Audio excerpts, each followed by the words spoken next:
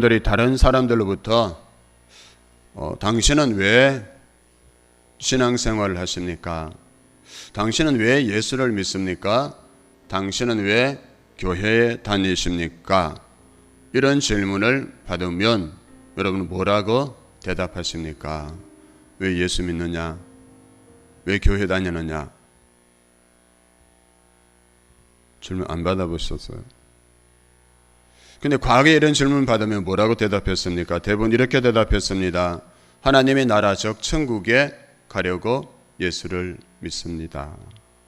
또는 지옥에 가지 않으려고 예수님을 믿습니다.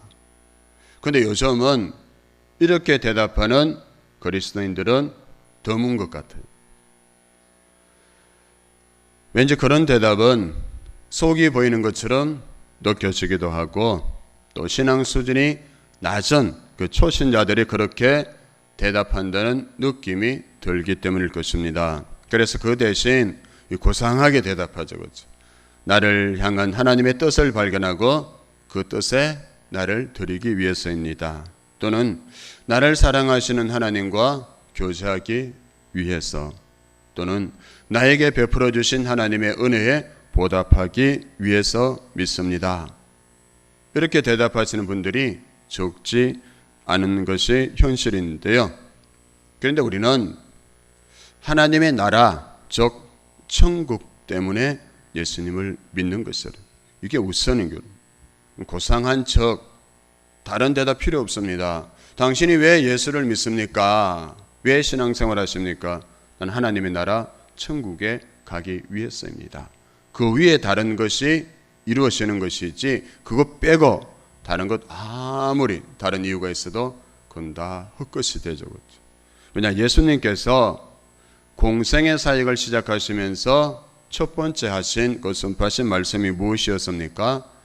하나님의 나라가 가까이 왔으니 회개하고 복음을 믿어라.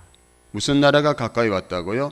하나님의 나라가 가까이 왔다. 그러니까 회개하고 복음을 믿어라 하셨습니다.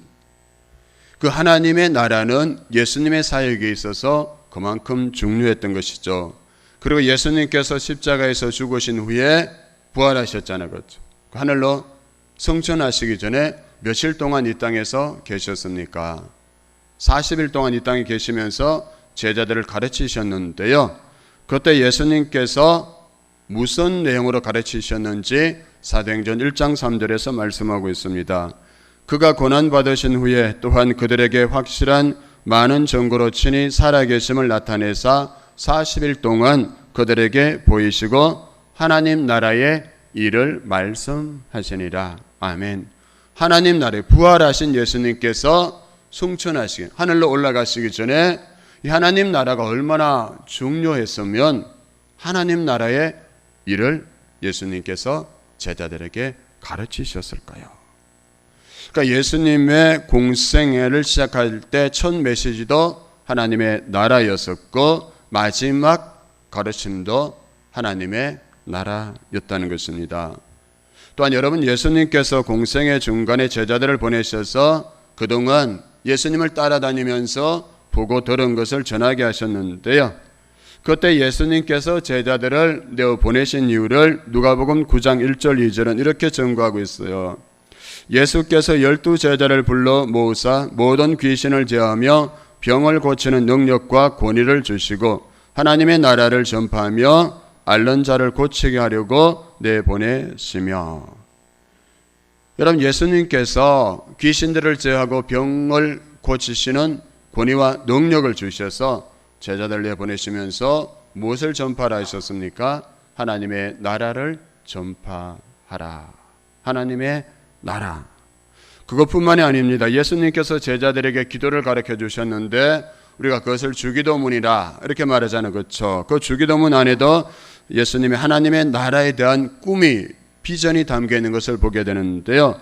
즉 이렇게 기도하라 하셨습니다. 아버지의 나라가 오게 하시며 아버지의 뜻이 하늘에서와 같이 땅에서도 이루어지게 하소서.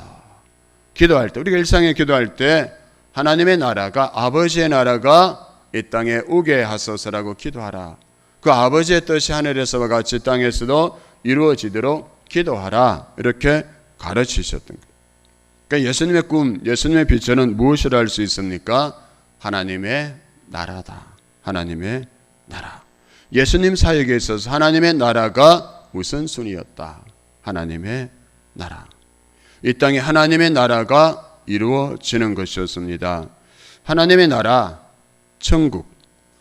그건 우리가 죽어서 갈 나라죠. 하지만 죽은 후에 가기 전에 우리가 이 땅에 살면서 이루어야 할 나라가 바로 하나님의 나라다. 그러면 하나님의 나라는 어디에 임하는 것일까요? 찬송가 438장 내 영혼이 은총 입어 3절은 이렇게 찬양하고 있자는 거죠. 높은 산이 거친 들이 초막이나 궁궐이나 내 주 예수 모신 곳이 그 어디나 하늘나라. 아멘. 어디가 하늘나라라고요? 내 주 예수 모신 곳은 그 어디나 하늘나라. 이 교회도 하늘나라고, 우리 가정도 예수 그리스도를 모시고 있으면 거기도 하늘나라.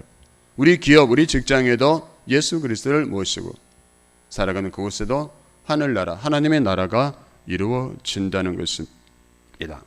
예수 그리스도를 모시고 하나님이 통치하시도록 내어드리는 것은 그 어디나 하나님의 나라가 이루어진다. 즉 2000년 전에 예수님께서 이 땅에 오심으로 하나님의 나라는 우리의 삶 가운데 이미 시작되었고, 부활하시고 하늘로 올라가신 예수님이 다시 이 땅에 오실 때 완성되기에 그 나라는 아직 완전하게 완성된 것은 아닙니다.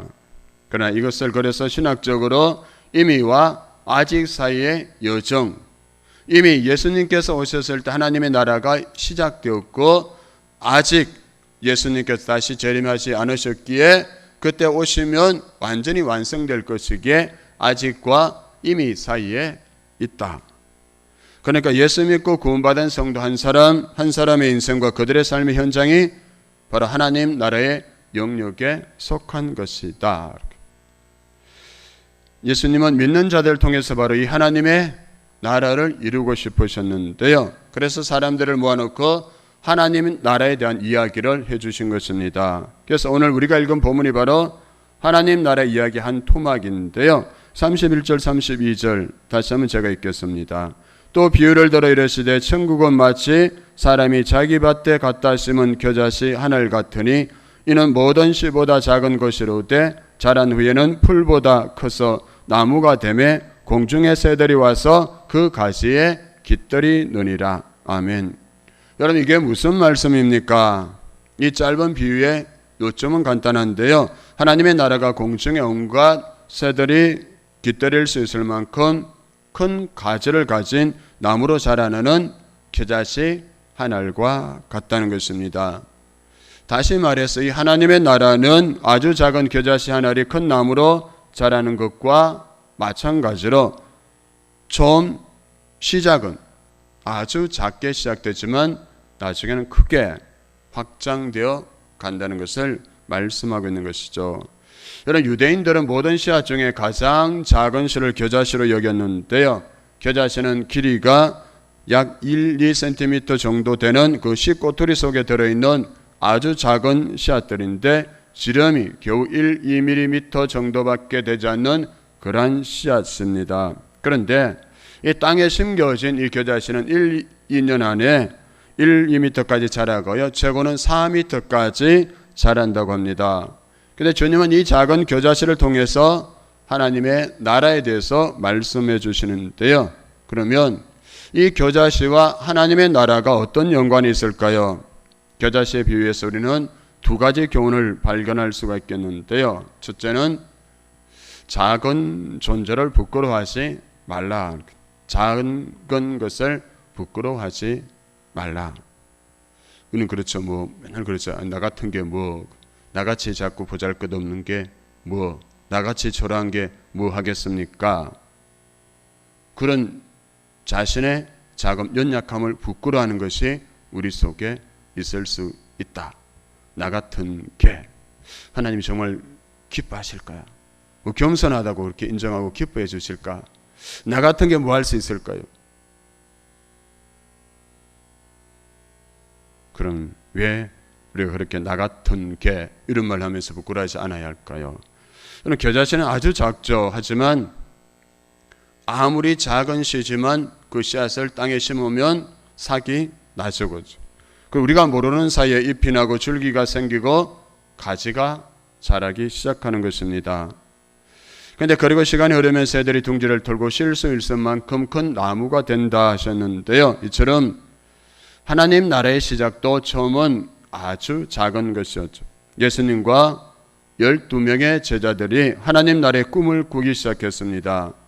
하지만 이 12명의 제자를 통해서 시작된 하나님의 나라가 얼마나 컸는지 여러분 한번 보십시오. 얼마나 많은 교회가 이 땅에 세워졌습니까? 얼마나 많은 그리스도인들이 이 세상에서 선한 영향력을 미치고 있는지 한번 생각해 보십시오. 여러분 요즘 자꾸 교회를 막 박해하고 뭐 개독교니 뭐니 이렇게 막 말하니까 자꾸 우리가 교회를 부끄러워하고 이러는데 그냥 한번 살펴보십시오. 주변 많은 그리스도인들이 이 세상에 선한 영향력을 끼치며 살아가고 있습니다. 그래 우리 그 다음 세대에게도 이 땅에서 선한 영향력을 끼치며 살아가고 있는 그리스도인들에 대해서 좀 얘기를 해줬으면 좋겠어요. 그렇지 않다 보니까 맨날 개독교라 그러니까 예수 믿어도 별거 없는 것 같고 예수 믿는 사람들도 뭐 세상 사람들과 별거 없이 그렇게 다 살아가는 것처럼 그렇게 받아들이고 있다는 거예요. 그래서 이 하나님의 나라에 대한 거룩한 열정을 갖추지 못하고 있다. 그 어른들조차도 우리조차도 그렇죠.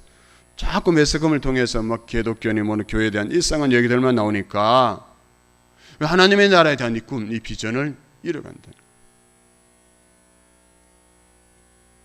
그건 아니라는 것이죠. 땅에 수많은 그리스도인들이 복음으로 그리스도의 선한 영향력을 지금도 끼치며 살아가고 있다. 그래서 우리가 3월 사순절 기간에 국내 성지순례를 한번 가려고 하는데요. 이 땅에 정말 이 하나님 나라에 대한 꿈을 품고 살아갔던 믿음의 선조들의 발자취를 우리가 가서 한번 살펴보려고 합니다. 한마디로 이 땅에는 작은 겨자씨의 기적을 이루어가는 사람들이 그런 그리스도인들이 너무 많다는 것이죠. 여러분 제가 한 예화를 하나 또 우리나라 얘기는 아니지만 다른 나라 예화 하나 들려드리겠는데요. 영국의 어떤 교회에서 한 어린이가 그의 용돈을 다 털어서 하나님 앞에 드렸습니다. 이 소녀는 자신이 드린 이 헌금으로 꼭 신약 성경을 사서 인도에 보내달라고 목사님에게 부탁했었는데요. 이 아이가 낸 헌금으로는 당시 신약 성경을 살 수 있는 돈이 아니었지만 목사님이 이 어린아이의 마음과 정성이 너무나 기특해서 본인이 돈을 더 보태서 아주 작은 신약 성경 한 권을 썼습니다. 이 목사님은 기념으로 그 신약 성경책 앞에 그 어린아이에게 자기의 이름을 적게 하고 그 성경책을 인도로 보냈었는데요. 그리고 이 일을 이 소년도 잊어버리고 목사님도 잊어버린 채 20년이라는 시간이 지나갔습니다. 그 후에 이 목사님이 선교차 인도에 들르게 되었었는데요. 그 목사님이 인도의 어떤 작은 마을을 방문하게 되었습니다. 근데 그 마을에 많은 사람들이 예수님을 믿고 참 진지하게 신앙생활을 하고 있는 모습을 보고 이 목사님이 큰 감동을 받게 되었었는데요. 그래서 그 마을 사람들에게 질문하게 되었습니다. 어떻게 이 마을에 복음이 전파되기 시작했습니까? 그러자 마을 사람들이 어느 날 이 마을의 한 선교사가 작은 성경책 한 권을 건넨 것이 이 마을의 복음화의 기초가 되었습니다. 이렇게 말했대요. 그러면서 그 마을 사람들이 그 작은 성경책을 가지고 왔었는데요. 그 성경책은 너무 오래되어서 다 떨어진 자그마한 신약 성경책 한 권이었습니다. 근데 그 성경책을 보고 이 목사님은 깜짝 놀라게 되는데요. 왜냐 이 성경책에 20년 전에 자기 교회의 한 어린 아이의 이름이 그 신약 성경책 안에 그대로 남아 있었던 것입니다. 아주 오래전 한 아이가 자기의 용돈을 털어서 구입해서 인도에 보냈던 그 성경책이었던 것이죠. 사랑하는 여러분, 하나님의 나라는 하나님 나라의 위대한 역사, 이 복음의 위대한 역사는 방파레가 울리고 나팔이 울리는 거창한 선전으로 시작되는 것이 아니라는 것이죠. 이 어린아이처럼 어느 한 사람이 하나님의 말씀에 감동을 받아서 헌신할 때 그 정성과 마음을 통해서 하나님은 하나님 나라의 놀라운 역사를 시작하신다는 것이죠. 여러분, 이 작은 아이가 감동을 받아서 신약 성경 한 권을 보내는 것으로 시작했지만 그 신약 성경 책 한 권이 인도의 한 마을의 역사를 바뀌어 가도록 했다는 것이죠. 하나님의 말씀, 이 복음은 겨자씨 같이 작아 보여도 세상과 역사를 바꾸어 갈 수 있는 놀라운 능력이 그 속에 담겨 있다는 것이죠. 예수님께서 말씀하신 이 겨자씨는 1차적으로는 그 당시 제자들이었고, 예수님께서 비유로 말씀하시는 이 겨자씨는 이 시간 하나님의 말씀을 듣는 우리들을 가리키고 있다고 볼 수 있는 것입니다. 예수님 너무 작아서 눈에 잘 보이지 않지만 장차 크고 놀라운 모습으로 우리 앞에 나타날 하나님의 나라를 비유를 통해서 말씀하셨는데요. 이런 뜻입니다. 너희는 알다시피 겨자씨는 작다. 그러나 지금 눈에 보이는 이 작은 것이 전부는 아니다. 작은 현실을 부끄러워할 필요가 없다. 왜냐하면 겨자씨가 자라듯이 너희에게도 미래가 있기 때문이다. 작은 것을 부끄러워하지 말라. 나 같은 게 이 작은 것으로 뭘 하겠습니까? 아니다. 그럼 우리는 하나님 나라의 겨자씨로 쓰임받기 위해서는 우리 자신의 작고 연약함을 결코 부끄러워하지 마십시다. 우리 교회의 모습도 부끄러워하지 말고, 지금은 작고 세상에 드러나지 않지만 모든 위대한 것은 작은 것에서 출발했음을 기억하시고, 우리를 통해서, 우리 교회를 통해서 하나님께서 이룰 가실 하나님의 역사를 기대하고 꿈꾸며 기도하고 나갈 때 하나님께서 하실 것입니다. 제가 좋아하는 말이 있는데요. 사람이 사람을 만나면 역사가 일어나고 사람이 하나님을 만나면 기적이 일어난다. 아멘. 우리가 하나님을 만나고 하나님 중심의 삶, 하나님 중심의 공동체를 세워갈 때 하나님께서 우리 속에서 행하시는 이 겨자씨 같은 우리를 통해서 이루실 하나님의 기적을 보게 될 줄로 믿습니다. 두 번째, 이 교훈은 작은 것을 크게 성장하시는 능력은 나에게 있지 않고 하나님에게 있다. 나는 할 수 없지만 하나님은 할 수 있다. 우리 그렇죠. 내가 할 수 없는 일이 너무나 많잖아, 그렇죠. 그래서 절망하고 막 낙심하고 포기하고 나는데, 그럼 항상 기억해야 될 게 사람으로서는 할 수 없지만 하나님으로서는 다 하실 수 있는 일은 주께서 주신 그 약속의 말씀이잖아요, 그렇죠. 그래서 예수님이 겨자씨 비유를 통해서 작은 것의 중요성만을 가르치려고 했던 것은 아니었어요.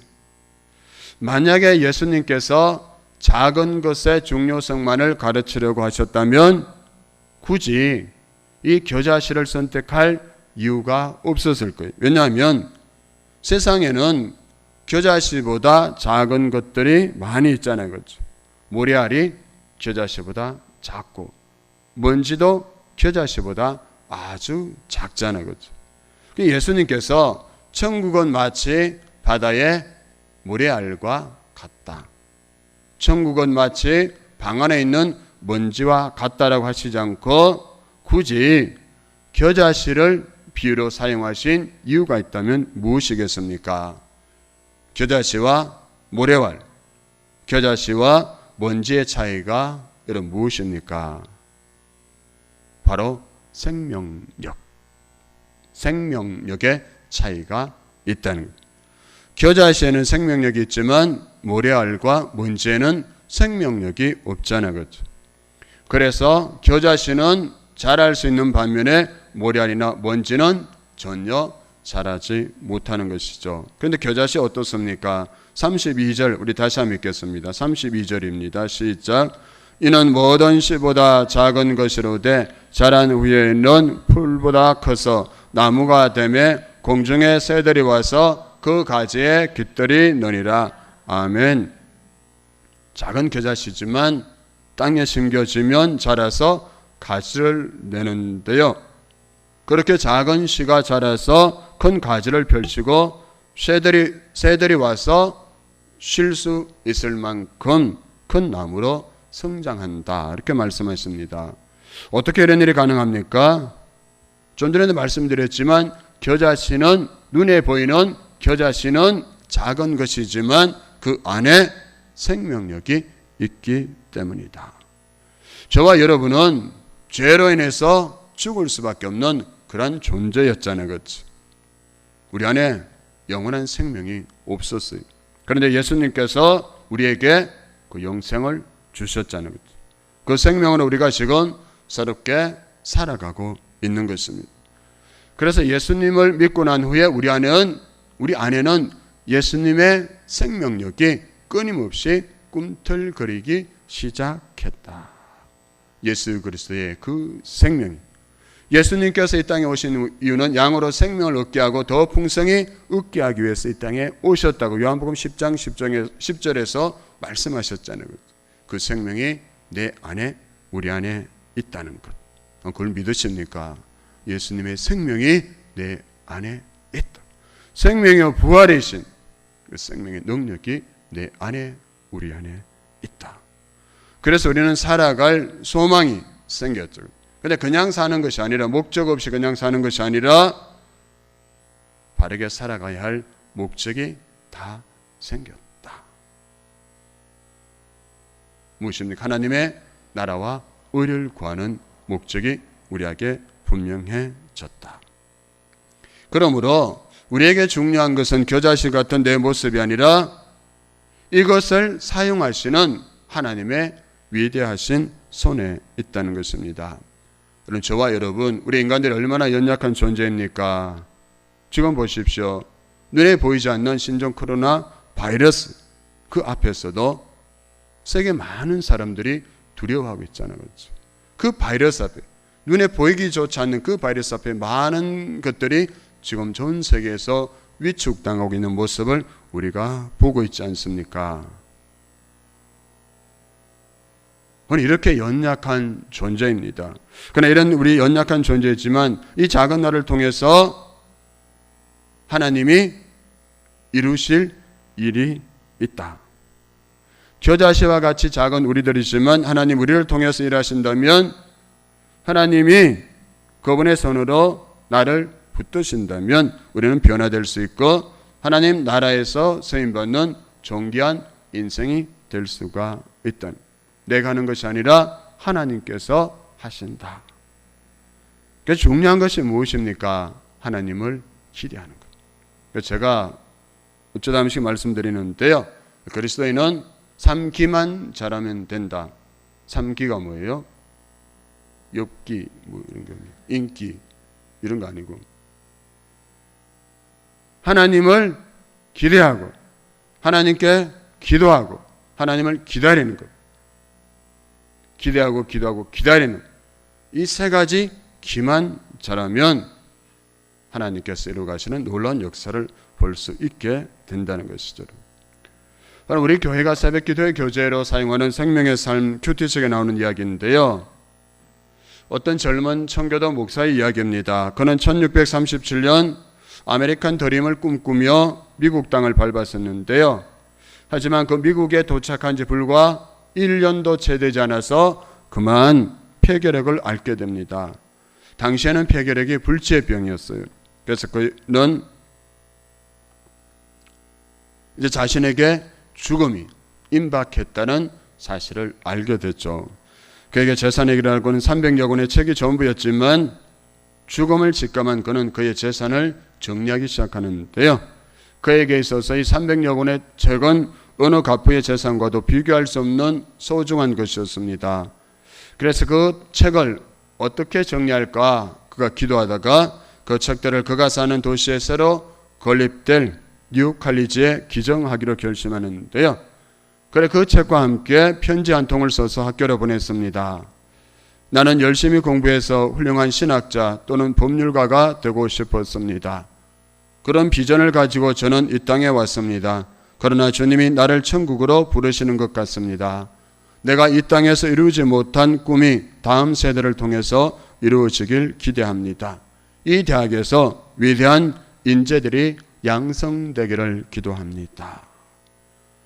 이 헌정서를 받은 그 학교 이사들은 감동을 받았었고요. 학교 당국은 이 젊은 목사를 기념하기 위해서 그의 이름을 따서 학교 이름을 바꾸기로 했습니다.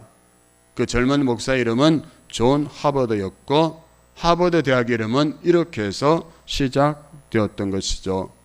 여러분, 이 겨자씨와 같은 작은 한 젊은 목사의 비전과 희생이 오늘날 세계 최고의 명문 대학을 낳은 것입니다.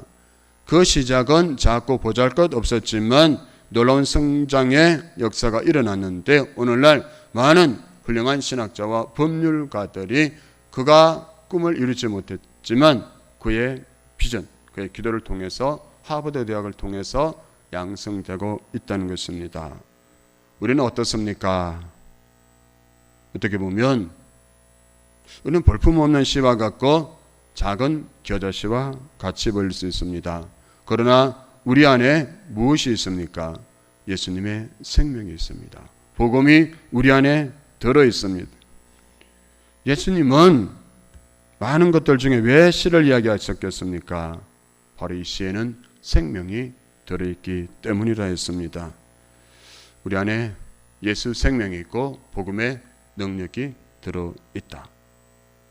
그것이면 되지 않을까요? 충분하지 않을까요? 부족할까요? 그래도 부족해요. 그럼 이따 면담해 주시고.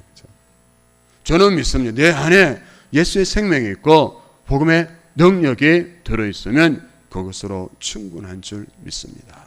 왜냐 그 생명이 복음의 능력이 내 안에서 우리 안에서 우리 교회 안에서 살아서 꿈틀거리고 있기 때문이죠. 그래서 비록 우리 눈에 보이기는 작고 연약해 보일지라도 이 겨자씨와 같은 우리 안에 그리스도의 생명을 부어주시고 하나님께서 꿈을 주시고 하나님 기쁘신 뜻을 위해서 일을 이루어가고 계시고 우리를 하여금 행하게 하고 계시는 줄로 믿습니다.